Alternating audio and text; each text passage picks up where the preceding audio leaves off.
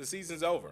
The season's over. I mean, it's okay. We could all have this conversation. We kind of known it for a little while now, but it's been a great season. You can't say that it hasn't. Colorado came from 1-11 to where it is now. It's not what I know, not what Prime wanted, but they've had such a fantastic year in competitiveness and reviving the program and going forward. All right. If you don't know, Colorado had a last second loss against the 21 ranked team in the country in Arizona. They had them on the brink. That game could have gone either way. And much respect to Arizona. They've been a resilient team, especially since their last loss against USC. They have just completely turned their season around. And one of the things that you saw in the weeks coming up to the game and this game, they're resilient. They just keep playing. And that has a lot to do with their coach. He's like, next play, next play, next play. And they just hang around in ball games. But make no doubt about it, that game could have gone either way.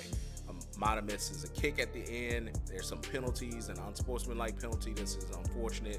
And Colorado is the third most penalized team in the Pac-12.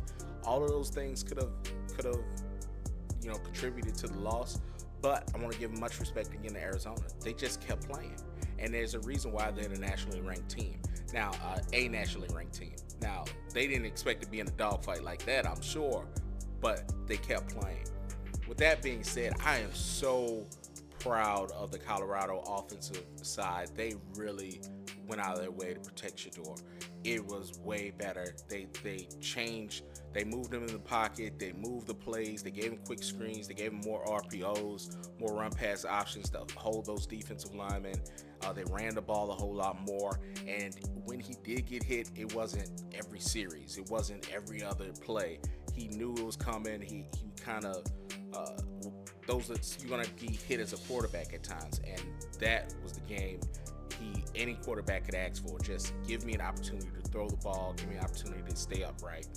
Now, I want to say this without a doubt: Shedeur is a warrior because he looked like an old man in the second half. And what I mean by that is, to me, he's I'm just playing college football. He's on a prescription, people. That's what I'm just saying. He's on pain medication. There's no doubt about it. There's no doubt about it, and it just wore off in the second half. He was way more stiff. You can see when he was trying to get up. He's for real hurt.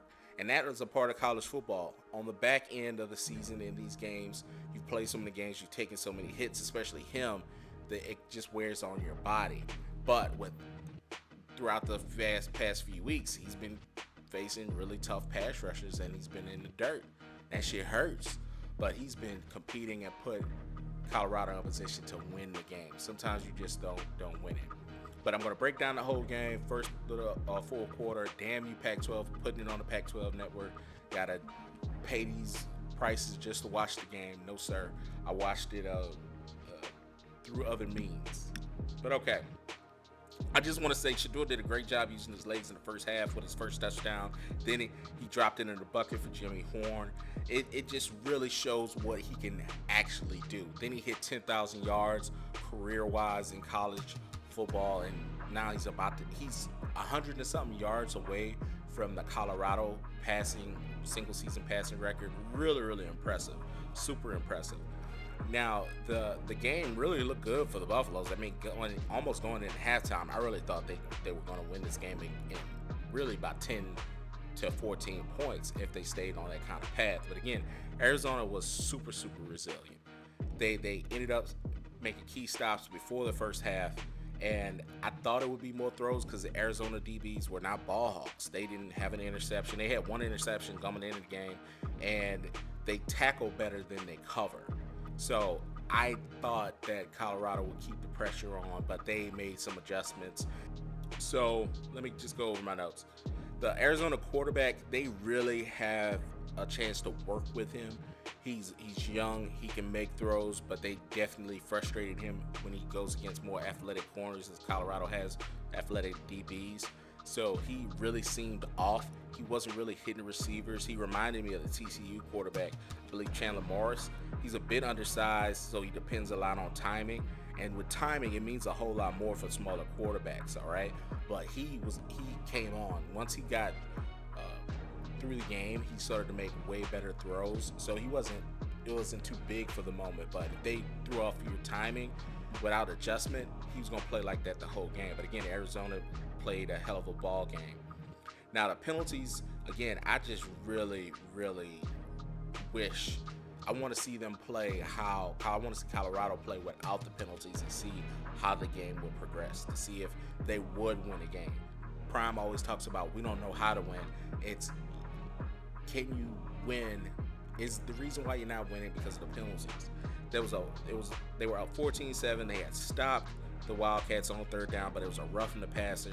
They had a new set of downs. Arizona made them pay, and it is the difference in some ball games. I'm not saying this one, but it could have been the difference. I mean, they were really moving the ball. Colorado was really moving the ball on Arizona. At one point, Arizona Wildcats literally had 8 DBs on the field. So 3 down linemen, 8 DBs. I mean, they knew they were getting thrown on. They just wanted to be as prepared as they could. But I've never seen anything like that on first and second down. Usually that's a third down or that's a fourth down kind of defense. The Weaver deep crosses were nearly uncoverable. You know, that awesome deep cross got them to 21-14 and got them down to the 1 yard line, and then they were able to rush the ball in. Now here's the thing. It was another odd penalty. It was a time where Colorado could have put the game away. It was an unsportsmanlike penalty on Shedeur. They never said what he said, or they never showed anything that he did, like on a replay, but it was another 15 yards, right? They kicked the ball to Arizona, another roughing the passer call, and they put them in position to get a field goal. So it's 21-17. So at that point, you're in the middle of a dogfight, and you just spotted them 3 points. You could have got the ball back and went up 28-14, but instead it's 21-17. Mata came back, had that clutch kick before halftime, 24-17, and it honestly, to me, could have been more if it wasn't for the penalties. So I knew they could win the game. They had to keep being creative about offensive play calls and not get stagnant. But like I said, the time of possession was way better this game. 18 minutes compared to 11 minutes for Arizona, so it was fantastic. But again, they had to make sure they stayed on defense, stayed on point on defense, but they just couldn't because Arizona could run the ball. Their running backs were breaking them. So Arizona came right out after the second half and he scored 24-24. Again, Shedeur looked like an old man to me, just stumbling around. But he was still able to get his team in a scoring position for 31-24. Another note, again, Arizona showed a lot of resolve. They hang around in games. At the end of the third quarter, it was 31-24, but they were driving. They were in the red zone. And in the first play of the fourth quarter, they had a rushing TD, tied it up 31-31. And they really could have ran the majority of the time at will. They could have been just like Oregon State. At the end, might have missed again. It's still 31-31 with 5 minutes left. The Wildcats drive the ball, take all the clock away. With 2 seconds left, they kick the field goal ball game. And the Buffs are 4-6. But again, there was no quit. It was very competitive. They were there. If you're a player, you can see it. You can see where they want to go. You can see where Prime wants to go. But make no doubt about it, the season's over. I mean, the kids know that. Everybody knows that. You have a good chance at showing up and beating Washington State. It's going to be a hard-fought game, but people are going to throw the ball, which is the strengths for the Buffaloes right now. Because if Arizona didn't run the ball and they just threw the ball the whole game, for sure I think Colorado would have won. But they're a balanced team. Colorado's strength on defense is defending the pass right now. So I think they're going to catch Washington State at a great time and win that ball game. But going against Utah is going to be back to the run. The first half Buffaloes, they are really, really good at making offenses upset at stopping the run because they JD Dominic will come out of nowhere and breach a gap and make a big play. But throughout the game, again, those runs become longer. They're tired. And it happens. It is what it is. And they don't have the necessary depth up front throughout the game like, say, a Georgia or a LSU. With that being said, I fully expect them to beat Washington State. I fully expect them to not have that best outing against Utah. And the season will officially be over. But it's all right. Like I said, it's a lot of great to take out of this. I think that it's going to be an interesting next month or so. First of all, big money's coming because all the coaches are changing and what's going to happen in the NFL draft. So y'all stay tuned, buckled up. We're gonna be reporting on it live as we always do. Heritage Sports.